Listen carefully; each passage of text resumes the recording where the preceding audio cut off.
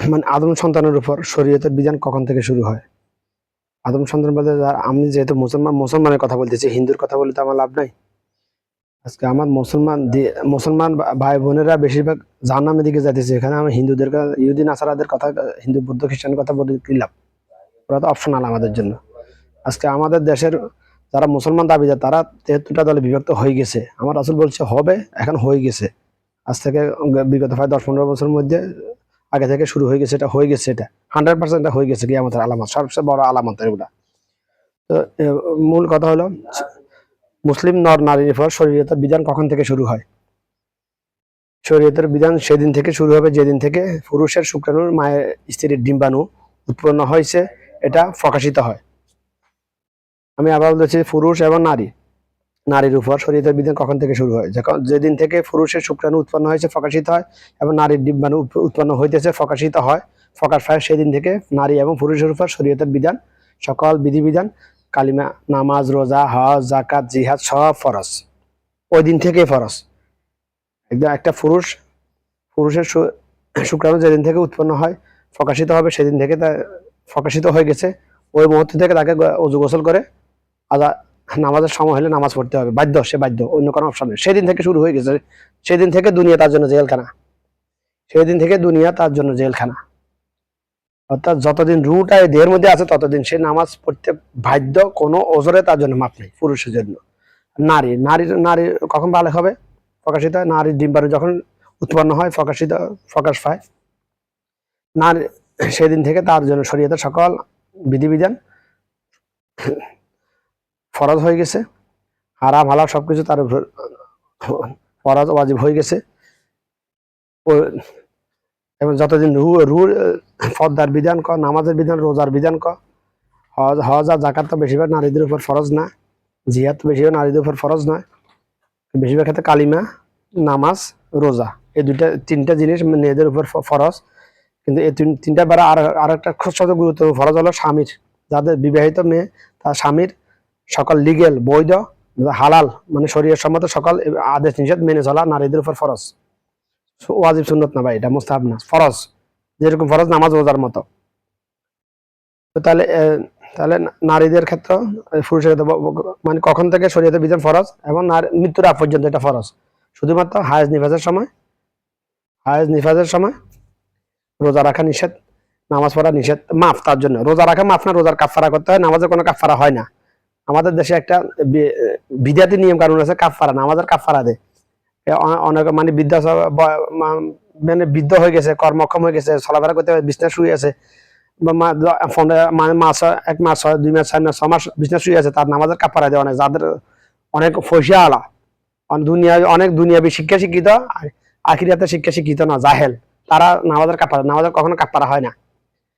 বেহস অবস্থায় যদি একজন মানুষ যদি 6 মাসও যদি কমে থাকে, বেহস অবস্থায় থাকে, তার জন্য নামাজের কোনো শরীয়তের কোনো বিধিবিধান লাগু নয়। এখন যতক্ষণ রুটা আছে ততক্ষণ পর্যন্ত এটা কার্যকর থাকবে।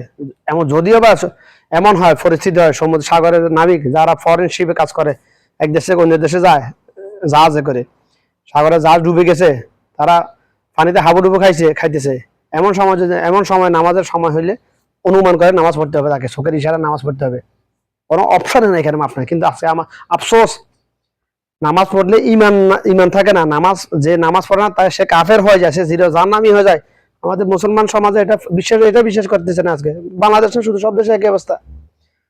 আমার রাসূল বলছে যার নামাজ না তার ইমান নাই, সকল সাহাবীরা বলছে যার নামাজ না তার ইমান নাই। আজকে মুসলমান করে জন্ম, এটাকে অস্বীকার করতেছে কেন? হাতে নামাজ পড়ে ঠিক আছে 5 ওয়াক্ত, হাতের হলা নামাজ পড়ে না। এখন হাতের যদি হাদিসটার উপর হাতের ইমান স্বীকৃতি, তাহলে হাতের হলা কাফের হয়ে যায়, এই জন্য হাতে স্বীকৃতি দিতেছে না, তাহলে হাতে কাফের।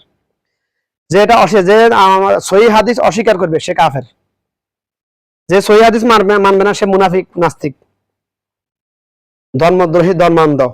যে অস্বীকার করবে আমি এটা মানি না, এটা ভুল, এটা অন্যায়, এটা কাফের। আজকে বেশিরভাগ মুসলমান মা বাপ নামাজ পড়ে 5 ওয়াক্ত, কিন্তু স্ত্রী ছেলে মেয়ে নামাজ পড়ে না। কিন্তু যখন তাদেরকে বলা হয় যার নামাজ না তার ইমান নাই, যে নামাজ ছেড়ে দেয় সে কাফের, তার মধ্যে হিন্দু বাড়ির, আমাদের ভাষায় হিন্দু বাড়ি, ওদের মধ্যে কোনো পার্থক্য হইতে নাই। মুসলমান এবং কাফেরের মধ্যে, ইমানওয়ালা এবং বাগের ইমানওয়ালার মধ্যে প্রকাশ্য অন্তরত একটাই ভাই, নামাজ।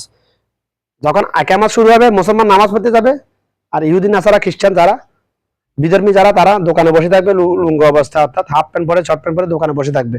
এটাই একটাই পার্থক্য, অন্য কোনো পার্থক্য নাই। রোজা এটা তো গোপনে ভাই, আপনি রোজা রেখেছেন, আপনি পানিতে ডুব দিয়ে পানি খেয়ে ফেলছেন, কে দেখছে ভাই? আপনি কুলি করা বান ধরে পানি গিলিয়ে ফেলছেন, কে দেখছে ভাই? আমরা ছোটবেলা করেছি না? তো হয়তো অনেক করেছি এরকম, সবাই করেছে, আমি না শুধু। যখন শরীরে বিধি বিধান ফরজ হয় না তখন কথা বলতেছি। আজকে আফসোস, যখন আমি বললাম আমার এক ভাইকে, আমার পাশের এক ভাইকে, ভাই নামাজ পড়লে তো ইমান ইমান থাকে না, নামাজ যার নামাজ না তার ইমান নাই, যে যে এক ওয়াক্ত নামাজ ছেড়ে দিছে পরবর্তীতে আজান দেওয়ার পরে তার নামাজের আগে তাকে আগে ইমান আনতে হবে, আল্লাহর কাছে আগে আল্লাহর সাথে এগ্রিমেন্ট করতে হবে, আল্লাহ আমি ভুল করেছি, পাপ করেছি, আমার ইমান চলে গেছে, আমি তোমার উপর ইমান আনলাম, তুমি আমাকে মাফ করে দিও।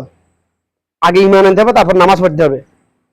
যদি ইমান না আনে এক ওয়াক্ত নামাজ ইচ্ছাকৃত অনিচ্ছা নামাজ ছাড়তে পারবে না। না, মুসলমানের নামাজ কাজা হয়ে যেতে পারে, নামাজ কাজা হইতে পারে, কিন্তু নামাজ ছাড়তে পারে না মুসলমান। আমার অ্যানালাইসিস কোরআন হাদিসের সামান্য জ্ঞান, আমি যেটা বুঝছি, মানে মুসলমান কাকে বলে? মুসলমান তাকে বলা হয় যে নামাজ ছাড়ে না, কাজা হইতে পারে। কাজা হওয়ার জন্য, কাজা হইলে কি, ঘুমের কারণে যদি কাজা হয়ে যায়, ঘুম থেকে ওঠার পরে সর্বপ্রথম কাজ হলো অজু করে নামাজ পড়া, তারপর দুনিয়াবি কাজ করা। যদি বেহোশ অবস্থায় কোনো কারণে যদি সে বেহোশ আছে, কয়েক ঘন্টা বেহোশ, নামাজ কাজা হয়ে গেছে,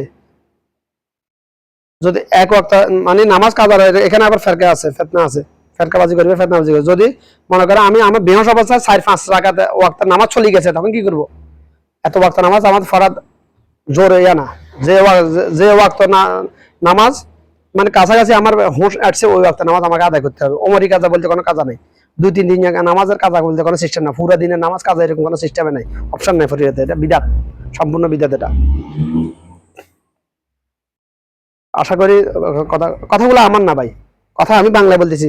আমি এমন, আমি আগে বুঝতাম না যে যখন আল্লাহ পাক, আমি দেখতেছি আমি ছোটবেলা থেকে আল্লাহ পাক আমাকে এমন ভাবে বানায়, কুদরতি ভাবে আমাকে হেফাজত করছে, দৈনন্দিন 24 ঘন্টা যাই বলে সব কোরআন হাদিসের সাথে মিলতেছে, আমার রাসূলের কথার সাথে মিল যাই। এই জন্য আমার কে ভালোবাসতেছে না, আমার কিছু করার না, আমার আখিরাত দরকার ভাই। দুনিয়া সব পুরো দুনিয়া ছেড়তে রাজি আছি আমি আখিরাতের জন্য। তোমরা কি রাজি আছো?